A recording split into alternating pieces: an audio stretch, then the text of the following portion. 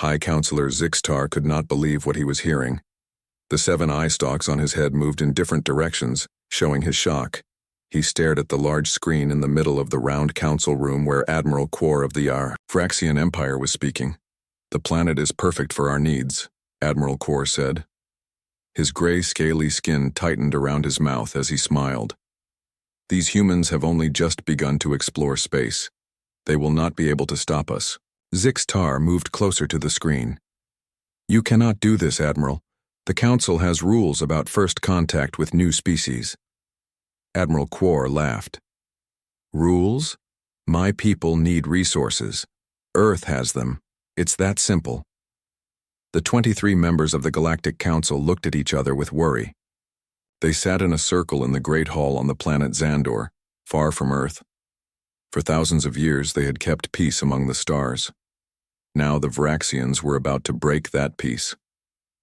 Elder Patak, the oldest member of the council, leaned on his walking stick. His skin was pale blue and wrinkled with age. "The Vraxians do not know what they are doing," he said quietly to Zixtar. "They think humans are weak. They are wrong." On Earth's moon in a small hidden base, Lara Miller watched the same video feed. Her hands shook as she typed a message to her boss, General Alan Clark, back on Earth. Lara was one of only 12 humans who knew about alien life. For 5 years she had lived on this secret moon base watching and learning about the Galactic Council. "General Clark, the Vraxians are planning to attack Earth. The Council knows but cannot stop them. We need to start the Sentinel Protocol, now." Lara was 32 years old with short brown hair. She had once been a captain in the Air Force before she was chosen for this special job. Now she might be the only person who could warn Earth in time. Back in the council chamber, a tall, thin alien named Ree-Na spoke up. She had pale pink skin and 4 arms. "We should warn the humans. It is not fair to let them be attacked without warning." Elder Patak shook his head. "No, we have rules too. If we tell them about us now, it will cause panic. Besides, I think the humans may surprise us all." Admiral Quor ended the call. The screen went dark. The council members began to argue among themselves. "We must stop the Vraxians," said one. "We cannot interfere," said another. "The humans will all die," a third voice added. Zixtar raised his hands for quiet. "We will watch. That is all we can do for now." 3 days later, the first Vraxian ships entered Earth's atmosphere. There were 50 of them, large and shaped like arrowheads. They were black and silver with red lights glowing along their sides. Admiral Quor stood on the bridge of his command ship. He felt proud as he watched the attack begin. "Target their military bases first," he ordered. "Then their power plants and communication centers." The Vraxian ships fired energy beams that cut through buildings like they were made of paper. In Washington, D.C., the Pentagon was hit first. Half the building collapsed in seconds. Captain Ben Howard had been working late in his office when the attack began. He felt the building shake, heard the explosion, and then everything went dark. When he woke up, he was under a desk. Dust filled the air. He could hear people screaming. Ben pulled himself free from the rubble. Blood ran down his face from a cut on his forehead. His uniform was torn and dirty. He reached for his radio, hoping it still worked. "This is Captain Howard. We are under attack. I repeat, we are under attack. The enemy is not from Earth." Around the world, similar scenes played out. In Moscow, a Russian military base was hit. In Beijing, the Central Command Center was destroyed. In London, energy beams cut through military ships in the harbor. Humans fought back with jets and missiles, but the alien ships were too fast, their shields too strong. Ordinary weapons could not hurt them. Admiral Quor smiled as he watched the battle. "This is even easier than I expected," he said to his second-in-command, a Vraxian named Krell. "These humans are helpless." Krell nodded, but something bothered him. "Sir, I'm not seeing as much fear as we expected. They are organizing quickly." "It doesn't matter," Quor said. "They have no weapons that can touch us." At the Galactic Council observation post, 17 representatives watched the invasion on large screens. They had gathered to witness what they thought would be the quick defeat of humanity. Counselor Rena played nervously with her ceremonial necklace. The humans are not running away like the Vraxians thought they would. They are fighting back even with their simple weapons. Elder Patak nodded. Yes, humans are different from other species we have found. They do not give up easily. Back on Earth, in a deep underground base beneath the Rocky Mountains, General Alan Clark read Lara Miller's message again. He was a tall man with gray hair and a serious face. He had been preparing for this day for 20 years, ever since the government had found a crashed alien ship and learned that Earth was not alone in the universe. Activate the Sentinel Protocol, he ordered. Authorization code Bravo 9 Delta 7. The officer next to him looked surprised. Sir, are you sure? Once we start, there's no going back. General Clark nodded. I'm sure. It's time to show these visitors that they picked the wrong planet to invade. Around the world, hidden facilities began to power up. In underground bases, secret weapons were prepared. In underwater bunkers, special communication systems came online that the aliens could not block. On the Vraxian command ship, an alarm suddenly sounded. Krell looked at his screen with surprise. Sir, we're detecting new energy signatures from the planet's surface and orbit. They appear to be... The ship shook hard as something hit it. Admiral Kor grabbed a rail to keep from falling. What was that? What hit us? Krell looked at his screen with wide eyes. Sir, the humans have orbital platforms. They were disguised as communication satellites. They're firing on our ships with energy weapons. Kor couldn't believe it. Impossible. Their technology isn't advanced enough. Another blast hit the ship. Harder this time. Systems began to fail.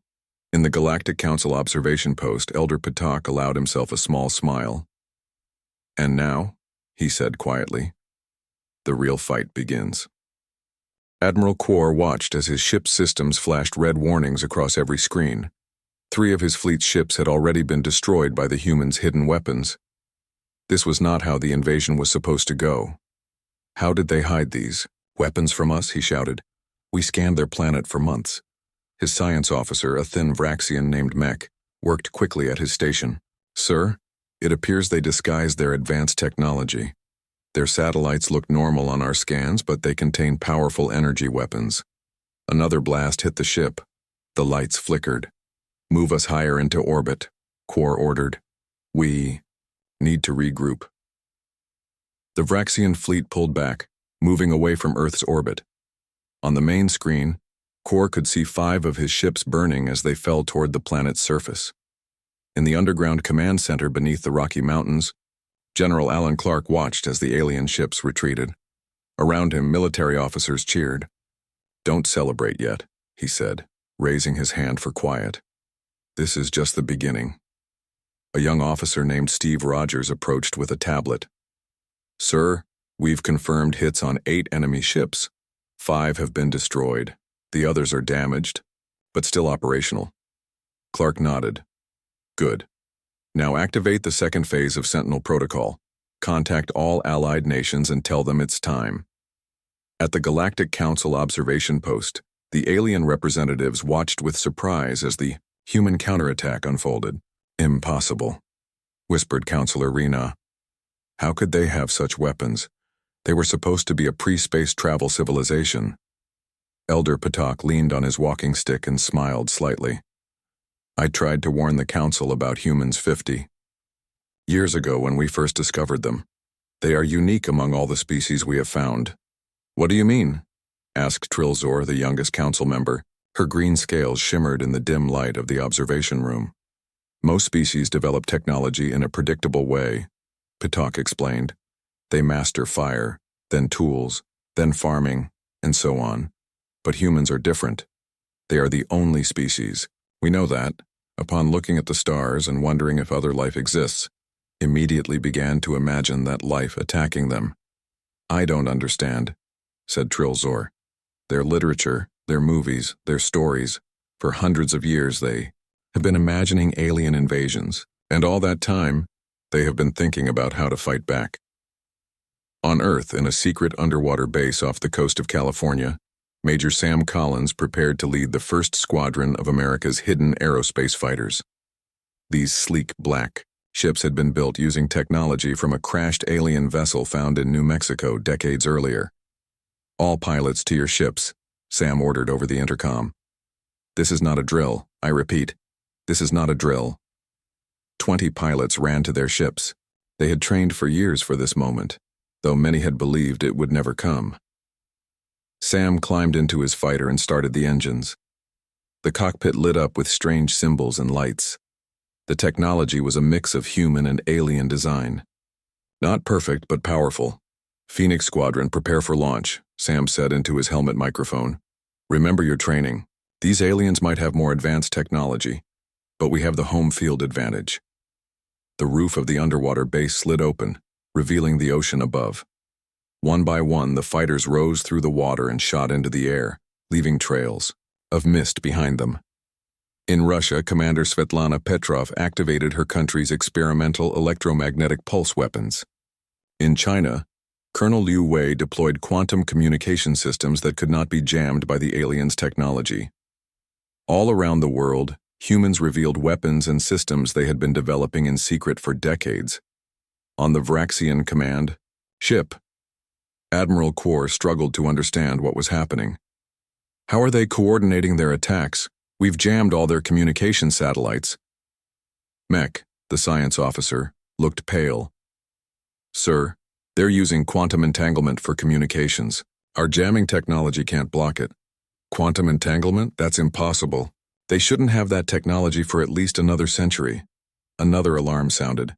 Mech's eyes widened with fear. "Sir, we're detecting 20 small aircraft approaching rapidly. They're using gravity drive technology." Quor slammed his fist on the command console. "That's our technology. How do they have our technology?" On the main screen, the human fighters appeared. They were smaller than Vraxian ships, but they moved with surprising speed and agility. Major Sam Collins led his squadron toward the alien fleet. "All ships, target the one in the center. That's their command vessel. Fire on my mark." 20 human fighters fired their energy weapons at once. The beams cut through space and struck the Vraxian command ship's shields. Inside, Admiral Quor was thrown to the floor as the ship shook violently. "Shields down to 40%, a crew member shouted. "Impossible," Quor whispered. Then louder, "Return fire. Destroy those human ships." The Vraxian fleet fired back, but the human fighters were too quick. They split up, moving in patterns that seemed random, but were actually carefully planned. 3 more Vraxian ships were hit badly. In the Galactic Council observation post, Elder Patak continued his explanation to the younger council members. "Humans are pursuit predators," he said. "On their world, they evolved by chasing prey until it was too tired to run anymore. They are patient, persistent, and they never ever give up. But their technology," Trilzor started, "is more advanced than they let anyone see," Patak finished for her. "They have been preparing for this day. They found a crashed Vraxian scout ship 60 years ago. They studied it, learned from it, and they kept it secret, even from us."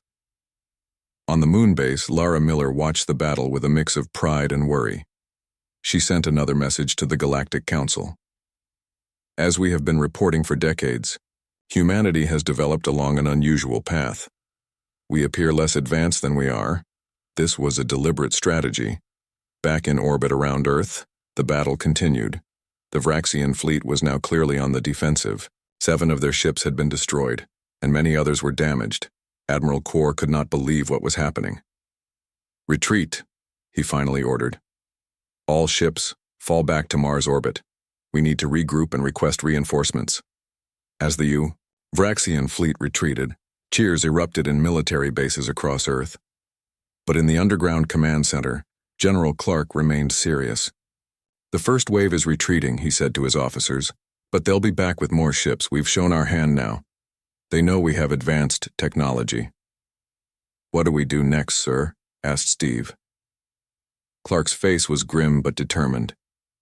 "We take the fight to them. Prepare the orbital defense platforms for long-range attacks. and get me all the data we've collected on their ships. If we can capture their technology, we can use it to improve our own." In space, Major Sam Collins watched as the alien ships, Phoenix Squadron, good work, returned to base for refueling and rearming. This fight is just getting started. As the human fighters turned back toward Earth, Admiral Core stared at the blue planet on his view screen. "What kind of species are they?" he whispered. His question echoed across space to the Galactic Council observation post, where Elder Patak gave the answer. "They are humans, and the Vraxians have just made the biggest mistake in galactic history." The Vraxian fleet regrouped in orbit around Mars. Admiral Core paced on the bridge of his damaged command ship. Half of his invasion force was gone. The humans had technology that should have been impossible for them. "Send a message to the Vraxian." "High Command," he ordered. "Request reinforcements. Tell them we need at least 300 more ships." His second-in-command, Krell, looked worried. "Sir, it will take 2 weeks for reinforcements to arrive." "Then we will wait," Quor said. "But we will not retreat. I will not be remembered as the admiral who was defeated by a primitive species." On Earth, the first captured Vraxian ship was being studied in a secret facility deep under the Nevada desert. Dr. Kate Williams led a team of scientists examining the alien technology. Kate had short blonde hair and wore glasses. She had been studying alien tech for 5 years, ever since the government had brought her into the secret program. "Their power system is actually less advanced than we expected," she told General Clark, who had flown in to see their progress. "It's similar to the designs we've been working on." "How long until we can use their technology to improve our ships?" Clark asked. Kate tapped on a tablet showing diagrams of the alien engine. "We can start making upgrades within days. Their weapon systems are also compatible with our fighters. We'll be able to increase our firepower by at least 60%. Clark nodded. "Good. We need every advantage we can get." In Washington, D.C., the president met with leaders from Russia, China, India, and the European Union via a secure quantum communication channel that the aliens couldn't detect. All of them had been part of the secret Sentinel protocol for years, preparing for this day. "The aliens have retreated to Mars for now," the president said, "but our moon base has detected transmissions. They're calling for reinforcements." The Russian president spoke up. "Then we must use this time to prepare. My scientists are already working on adapting the alien shield technology we captured." "As are mine," said the Chinese leader. "We have also begun mass-producing the new quantum weapons." The president of India added, "Our space program has been secretly building ships for years. We can have 30 more fighters ready within 10 days. "Then we are agreed," the American president said. "We continue with Phase 3 of the Sentinel Protocol. We take the fight to them before their reinforcements arrive." At the Galactic Council observation post, more representatives had gathered to watch the strange war. Many had not believed the reports about humans, but now they saw the truth with their own eyes. "The humans are adapting the Vraxian technology already," said Councillor Rena with surprise. "It took the Floxians 3 years to understand Vraxian systems when they first encountered them." Elder Petok nodded. "Humans have an unusual gift for understanding and using new technology. It is one of their greatest strengths." A new councillor, Malvik of the Centaurian Alliance, spoke up. His blue skin was marked with silver patterns. "We should intervene. If the humans defeat the Vraxians completely, they will have advanced technology and know they can defeat a spacefaring civilization. They might become a threat to all of us." "It is too late for that," Petok said. "The Vraxians broke our laws. They must face the consequences. And now that the humans know about other life in the galaxy, we cannot put that knowledge back in the box." On the moon base, Laura Miller watched as Earth prepared for the next phase of the war. She sent regular reports to the Galactic Council, knowing they were watching with growing concern. Human military leaders are discussing counter-invasion strategies. She wrote in her latest report, "They are studying the star charts found in the captured Vraxian ships. I believe they are planning to attack the Vraxian fleet at Mars before reinforcements arrive." 7 days after the first attack, Earth was ready. In orbit, 20 new defense platforms had been built using the captured alien technology. 50 human fighters now upgraded with Vraxian weapons prepared to launch from bases around the world. Major Sam Collins stood before his pilots in the underwater base. "Today we take the fight to the enemy," he said. "Our new ships have Vraxian weapons and shields. We'll jump to Mars orbit, hit their fleet hard, and jump back. They won't know what hit them." A young pilot raised her hand. "Sir, have we figured out how their faster-than-light drives work?" Sam nodded. "Our scientists call it a fold drive. It doesn't make us go faster than light. It folds space so the distance is shorter. We've tested it on drone ships. It works. In the Nevada facility, Dr. Kate Williams watched as the last fighter was upgraded with the new technology. "That's all of them," she told her team. "Now we pray it's enough." At the Galactic Council, an emergency session had been called. "High Counselor," Zixtar addressed the gathered representatives. "The situation has grown beyond our worst fears," he said. "The humans are now planning to attack the Vraxian fleet at Mars. They have mastered faster-than-light travel in just 1 week. Their rate of technological advancement is unprecedented." "Counselor," Malvik stood up. "We must stop this now. The humans are too dangerous."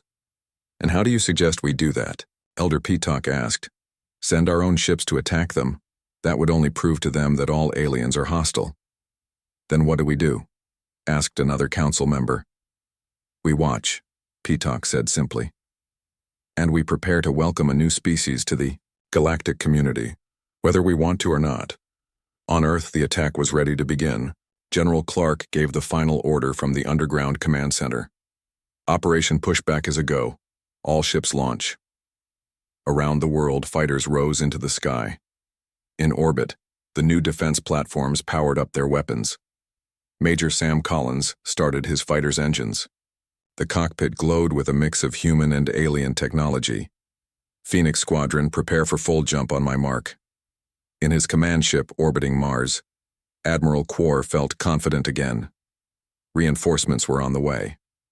Soon, he would have enough ships to crush the humans completely. He looked at the red planet below and smiled.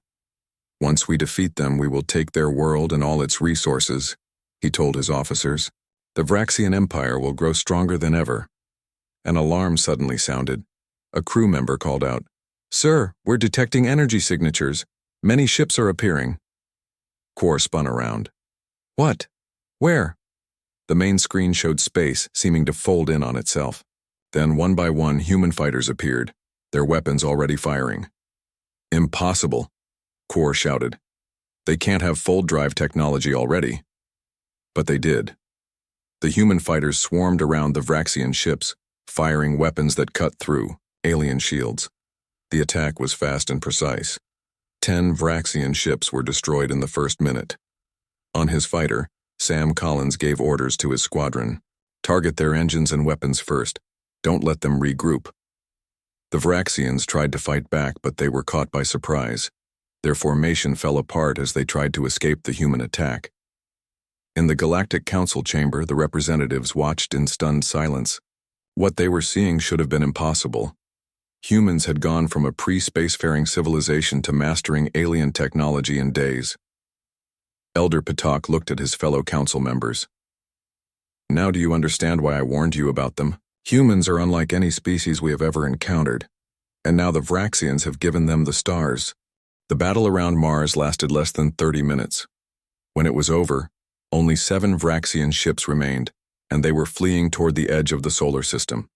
The human fighters had destroyed 23 enemy vessels and captured 5 more.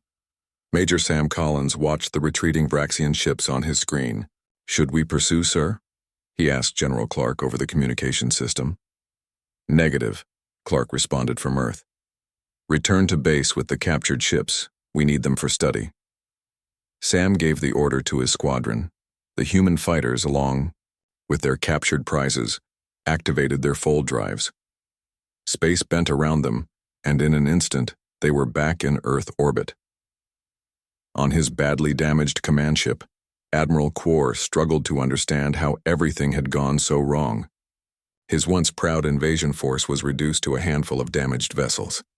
The humans had mastered Vraxian technology in days, and used it against them with devastating effect. "Continue retreat," He ordered his remaining ships. Maximum speed. To the rendezvous point. We will meet the reinforcements there. His science officer, Mech, approached cautiously. Sir, I've been analyzing the human attack patterns. They're not just using our technology, they're improving it. Their fold drives are more efficient than ours. Quor slammed his fist on a console. How is this possible? They were supposed to be primitive. I believe they have been preparing for this, Mech said quietly. For a very long time. At the Galactic Council, an emergency meeting was in progress. The chamber was filled with the representatives of 200 spacefaring civilizations. The mood was tense. High Counselor Zix Tar stood at the center. The situation has become critical. The humans have defeated the first Vraxian force and are now in possession of significant alien technology. Our observers report they are adapting this technology at an alarming rate. Counselor Malvik spoke next. We must take action before it's too late. The humans will become a threat to the entire galaxy if they continue on this path. Elder Patak leaned on his walking stick as he moved to the center of the chamber. And what would you suggest? Sending your own fleet to attack them? That would only confirm their fears that the galaxy is hostile. Then what do we do? Asked Rena. We cannot simply wait for them to develop interstellar travel and bring their war to the rest of us. There is another option, Patak said. One that the Council has never tried before. We could talk to them. The chamber filled with surprised voices. Direct contact with a new species before they developed interstellar travel on their own was forbidden by ancient Council law. On Earth, the captured Vraxian ships were being studied in facilities around the world. In the Nevada desert, Dr. Kate Williams led a team examining the most intact vessel. Their navigation system contains star charts of the entire sector, she told General Clark, and several world leaders who had gathered to see her findings, including the location of the Vraxian homeworld and something called the Galactic Council. The Chinese president stepped forward. You believe there are more alien civilizations? Kate nodded. According to this data, hundreds of them, and they appear to be organized into some kind of interstellar government, which apparently did nothing to stop the Vraxians from attacking us, the Russian president said with a frown. General Clark studied the star chart displayed on the large screen. Can we reach these other worlds with the technology we've captured?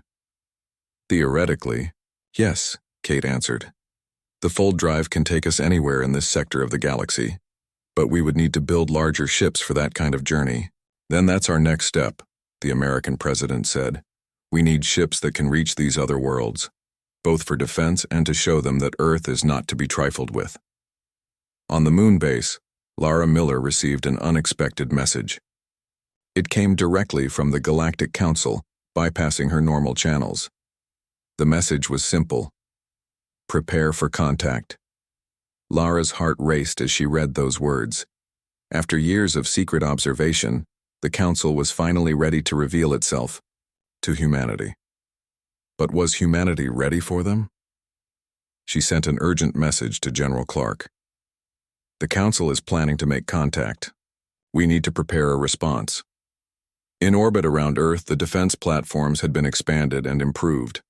30 new fighters patrolled the space around the planet, ready for the Vraxian reinforcements that would surely come. Major Sam Collins inspected the newest additions to the fleet. These ships were larger than the fighters designed for longer missions, the first true human starships. They're beautiful, he told the chief engineer, a woman named Lisa Brown. How soon until they're ready?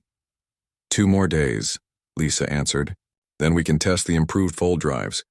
If they work as expected, we could reach the edge of our solar system in seconds. Sam nodded, looking at the sleek vessels. And beyond that? The stars, Lisa said simply. In the hidden Vraxian base on Pluto's moon Charon, Admiral Quor received the first ships of his reinforcement fleet. 100 new Vraxian vessels had arrived, with 200 more on the way. The humans have grown overconfident, he told his new officers. They think they have won, but they have merely seen the first wave of the Vraxian Empire's might. A tall Vraxian general named Drek stepped forward. My ships carry our newest weapons. The humans will not stand a chance, no matter what technology they have stolen from us. Quor nodded. We attack in 3 days. This time we will not underestimate them. This time we will crush them completely. Unknown to the Vraxians, a small human probe had followed them to their base. It silently recorded their preparations and transmitted the data back to Earth using quantum communication that the aliens could not detect. In the underground command center, General Clark watched the footage with the world's leaders. They're gathering a much larger force, he said. We need to be ready. The Indian president spoke up. Our new ships will be operational tomorrow. We'll have 50 vessels ready to fight. That may not be enough, the European leader said. It will have to be, Clark replied grimly. But we have one advantage they don't know about. What's that? Asked the Chinese president. Clark pointed to a message from Lara Miller. The Galactic Council is planning to make contact. If we can get them on our side, the Vraxians will be fighting a war on 2 fronts. The American president looked skeptical. Can we trust this council? They watched the Vraxians attack us and did nothing. We don't have many options, Clark said. We need allies, and quickly. At the Galactic Council observation post, final preparations were being made for first contact with Earth. Elder Pitok would lead the mission, along with representatives from 5 major council races. The humans will be suspicious, Councillor Rena warned. They have just been attacked by one alien species. They may not welcome another. Pitok nodded. Yes, but we must try. If we don't establish peaceful contact now, the humans may become the very threat that Malvik fears.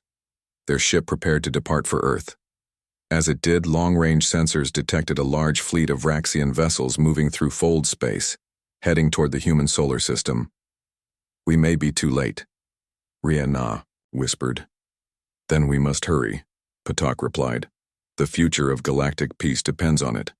3 days after the battle at Mars, Earth's new defense system detected hundreds of Vraxian ships entering the solar system. They appeared near Neptune, moving quickly toward Earth. This force was much larger than the first attack, with better weapons and shields.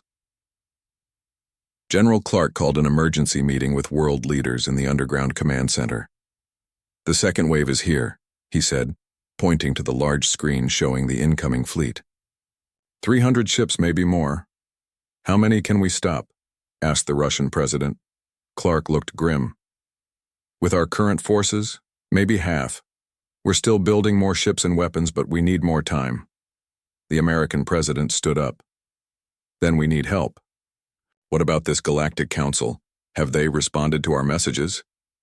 Before anyone could answer, an aide rushed into the room. Sir, we're detecting a new ship entering Earth orbit. It's not Vraxian, it's something else. On the main screen, a new vessel appeared. It was unlike the arrow-shaped Vraxian ships. This one was round and silver with strange blue lights along its hull. Is it hostile? Asked the Chinese president. It's not charging weapons, the aide replied, and it's broadcasting a message on all frequencies in English. Put it through, Clark ordered. The screen changed to show an alien face. It had 7 eye stalks and green-blue skin. When it spoke, its voice was deep but clear. People of Earth, I am High Counselor Zixtar of the Galactic Council. We come in peace and wish to help you in your conflict with the Vraxian Empire. The room was silent for a moment. Then the American president stepped forward. This is the President of the United States. We speak for Earth in this matter. Why should we trust you when you did nothing to prevent the Vraxian attack? Zixtar nodded slowly. A fair question. The truth is that the Council has laws against interfering with developing worlds. The Vraxians broke those laws when they attacked you. We failed to stop them, and for that, we apologize. Apologies won't help us against 300 warships, the Russian president said. No, but this will, Zixtar replied. The image changed to show 50 large ships appearing in Earth orbit. Our peacekeeping fleet is at your disposal. Together we can stop the Vraxian invasion. In the Nevada Desert facility, Dr. Kate Williams watched the exchange on a screen while continuing to work on upgrading Earth's weapons. She looked at her assistant, a young scientist named Jack Peters. Do you think we can trust them? She asked. Jack shrugged. I don't know. But right now we need all the help we can get. On the moon base, Laura Miller finally revealed herself to her Earth contacts as a Galactic Council observer. She had been placed on Earth 20 years ago to study humans and report back to the Council. I know this is a shock, she told General Clark via video link, but everything I've done has been to protect Earth. The Council has been watching over humanity for centuries. Clark's face showed his surprise and anger. You've been spying on us? Observing, Lara corrected. And what I've observed is that humans are ready to join the galactic community. That's why the Council is offering help now. In orbit around Earth, Major Sam Collins led the human defense fleet. 50 Earth ships, built with adapted Vraxian technology, prepared to face an enemy 6 times their number. Now they were joined by the sleek vessels of the Galactic Council. His communication system activated, showing an alien face.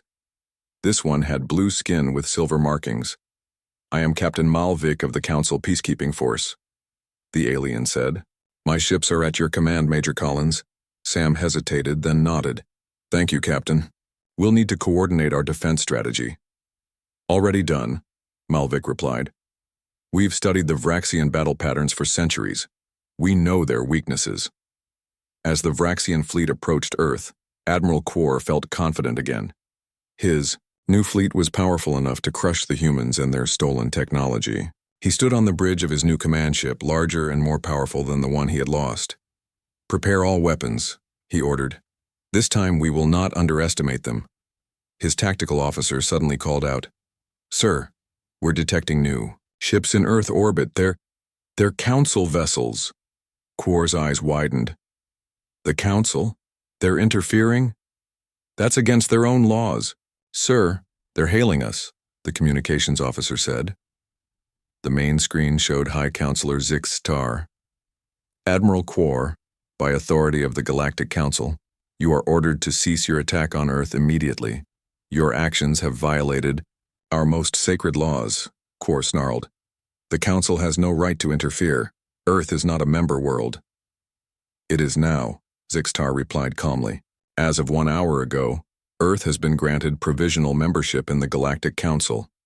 Any attack on them is an attack on all Council worlds. In the Underground Command Center, world leaders signed the historic document that made Earth the newest member of the Galactic Council. It was the fastest admission in Council history, pushed through by Elder Pitok and his allies. By signing this, Pitok explained, you gain the protection of all Council worlds. The Vraxians cannot stand against our combined might. The American president looked at the old alien. And what do you gain from this? Pitok smiled slightly. A new ally with fresh ideas and remarkable adaptability. The Council has grown stagnant. We need the energy and innovation that humans can provide. In space, the Vraxian fleet faced a difficult choice. They could attack and face both human and Council ships, or they could retreat. Admiral Quor was not ready to give up. The Vraxian Empire does not back down, he shouted. All ships attack. The space battle that followed was the largest in Earth's solar system had ever seen. The Vraxian ships were powerful, but the combined forces of Earth and the Council fought with better strategy and coordination. Major Sam Collins flew his fighter alongside alien vessels, targeting the weak points of Vraxian ships that Captain Malvik had shared with him. On Earth, Dr. Kate Williams and her team used Council communication technology to coordinate the planet's defense platforms. After 2 hours of intense fighting, the Vraxian fleet began to break apart. 60 of their ships had been destroyed and many more were damaged. Admiral Quor finally gave the order to retreat. This is not over, he said as his remaining ships activated their fold drives and disappeared into space. 1 month later, Ambassador Diana Scott stood before the full Galactic Council on their capital world. She was the first human to represent Earth in this ancient body of alien civilizations. Behind her stood General Clark, Dr. Williams, Major Collins, and Lara Miller. On behalf of Earth, I thank the Council for its help against the Vraxian attack, Diana said. We look forward to learning from our new galactic neighbors. High Counselor Zixtar nodded. And we look forward to learning from you, Ambassador. Already your scientists have improved our communication systems and full drive technology beyond what we thought possible. Elder Pitak, sitting nearby, whispered to Counselor Rena, I told you they would surprise us. As the formal meeting ended, Diana spoke privately with Zixtar and Pitak. The Vraxians will return, won't they? Eventually, Pitak admitted. But by then, Earth will be ready, and you won't face them alone. Diana smiled. No, we won't. But they might wish they had never heard of humans. On Earth, new ships were already being built, larger vessels designed to explore the galaxy. The stars that had seemed so distant were now within reach. Humanity had taken its first steps into a larger universe, and the universe would never be the same. From the observation deck of the Council Station, Elder Pitak watched Earth through a powerful telescope. The blue planet now had a ring of ships and stations around it, built in just 1 month. They chose to invade Earth, he said quietly to himself. Of all the worlds in the galaxy, they chose the one species that would not only fight back but thrive on the challenge. He shook his head. The Vraxians could not have made a bigger mistake. Behind him, a young aide asked, What will happen now, Elder? Pitak turned and smiled. Now the galaxy gets very interesting.